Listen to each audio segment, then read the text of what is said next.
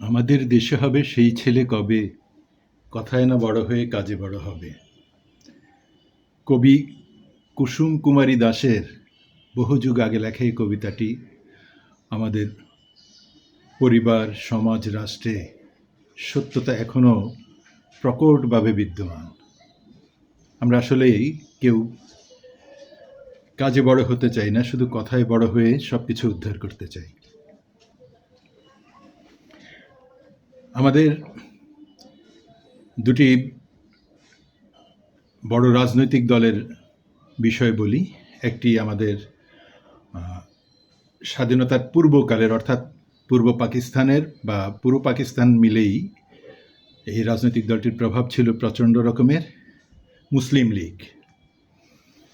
এই মুসলিম লীগ পুরো পাকিস্তান জুড়েই তাদের প্রভাব প্রতিপত্তি ছিল, সরকারেও ছিল। তাদের প্রতীক ছিল হারিকেন। শুধুমাত্র একটি ঐতিহাসিক রাজনৈতিক ভুলের কারণে তারা বাংলাদেশ থেকে হারিয়ে গেছে। সেই ঐতিহাসিক ভুলটি হচ্ছে আমাদের স্বাধীনতার বিপক্ষে তাদের অবস্থান। ৭১ সালের মুক্তিযুদ্ধের বিপক্ষে ছিল তাদের অবস্থান, যা এদেশের মানুষ, মুক্তিকামী মানুষ কখনোই ভালোভাবে গ্রহণ করেনি, তাই তাদেরকে আস্থা করে নিক্ষেপ করেছে। এখন মুসলিম লীগ বলতে কোনো দলকে খুঁজে পাওয়া অত্যন্ত কষ্টকর হবে। আর আরেকটি হচ্ছে স্বাধীনতা উত্তরকালে যারা স্বাধীনতা যুদ্ধে বিশাল অবদান রেখেছেন, বলা চলে তারা ছিলেন সামনের সারির নায়ক, তৎকালীন ছাত্রনেতারা।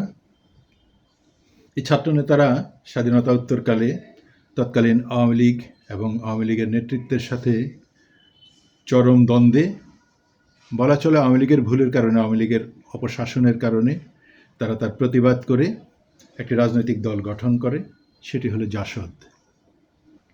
তো এই যে জাসদ দলটি গঠিত হলো মুক্তিযুদ্ধের সামনের সারির সৈনিকদের নিয়ে, তারপরেও কেন সেই জাসদ আজকে বাংলাদেশের এই ৫৫ বছরে এসে তাদের অস্তিত্ব বিলুপ্ত প্রায়? তারও কারণ হচ্ছে তারা আওয়ামী লীগের যে অপশাসনের বিরুদ্ধে প্রতিবাদ করে জাসদ গঠন করেছিল, গঠন করার পরে তারা সেই অপকর্মগুলোই করিয়ে বেরিয়েছিল পুরো বাংলাদেশ ব্যাপী, যা জনগণ প্রচণ্ডভাবে বিরক্ত হয়েছিল, তাদের বিরুদ্ধে ঘৃণা নিক্ষেপ করেছে, যার জন্য তারা রাজনৈতিক দল হিসেবে টিকে থাকতে পারেনি। দেশের হাল ধরবে তো আরও পরের বিষয়।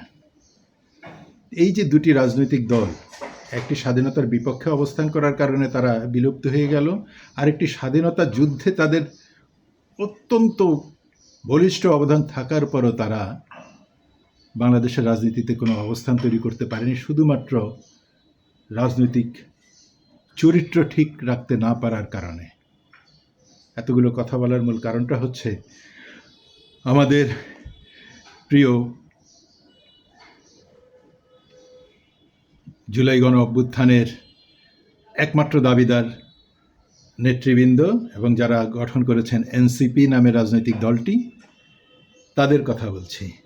তারা কাজে বড় না হয়ে কথায় এমনভাবে বড় হয়ে যাচ্ছেন, যাকে আমি কিছু বলতে পারবো না তার দাদাকে নিয়ে আমরা মন্তব্য করে বসছি, এমন কটূক্তি করে বসছি, এমন অসম্মানকর কথা বলে বসছি, যাতে দেশের জনগণের ভিতরে চরম একটা বিরক্তির কারণ হয়ে দাঁড়িয়েছে যে এই ছেলেগুলো একটি অভ্যুত্থানে নেতৃত্ব দিয়েছে। তার মানে এই না যে যাকে তাকে তারা অসম্মান করবে, কটূক্তি করবে, অশ্রাব্য ভাষায় কথা বলবে। কখন কোথায় কি কথা বলতে হবে তার বিন্দু মাত্র জ্ঞান বুদ্ধি এখনো তারা অর্জন করতে পারেনি। সকালে উঠে তারা তারেক রহমানকে গালি দিচ্ছে, দুপুরে দিচ্ছে সেনাপ্রধানকে, সেনাবাহিনীকে, আবার বিকেলে তারা জামাতকে গালি দিচ্ছে।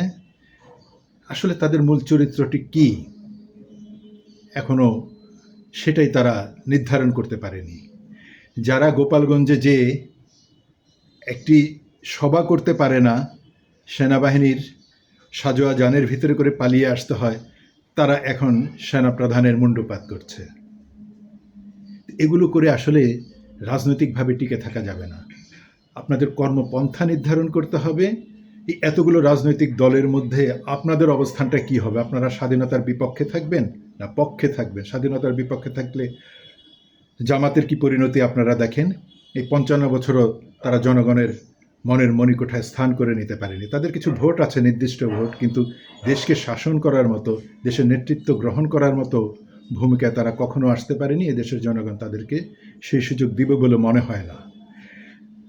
আপনারা তাহলে কি করবেন? স্বাধীনতার পক্ষে থাকতে হলে তাহলে এদেশের অপরাপর রাজনৈতিক দলের নেতৃবৃন্দকে সম্মান করে, তাদের অবদানগুলোকে স্বীকার করে আপনারা কি করবেন? আপনাদের যেই বলেছেন নতুন বন্দোবস্ত, সেই নতুন বন্দোবস্ত কি গালি দেওয়া, মব সৃষ্টি করে মানুষের কাছ থেকে চাঁদাবাজি করা? সচিবালয়ের বিভিন্ন মন্ত্রণালয়ে কোন আইনে আপনারা ছাত্রদের প্রতিনিধিদেরকে বসিয়েছেন? যারা টেন্ডার বাণিজ্য করছে, তারা বদলি বাণিজ্য করছে, ডিসি এডিসিদেরকে বদলির জন্য কোটি কোটি টাকা তারা হাতিয়ে নিচ্ছে। কোন আইনে এগুলো? এভাবে হবে না। আপনারাও হারিয়ে যাবেন অতল অন্ধকারে, ব্ল্যাক হোলের মধ্যে হারিয়ে যাবেন আপনারা। যেমন হারিয়ে গেছে মুসলিম লীগ, যেমন হারিয়েছে জাসদ, যেমন হারাতে বসেছে জাতীয় পার্টি, আপনারাও হারিয়ে যাবেন সময় থাকতে যদি নিজেদেরকে শুদ্ধ না করেন।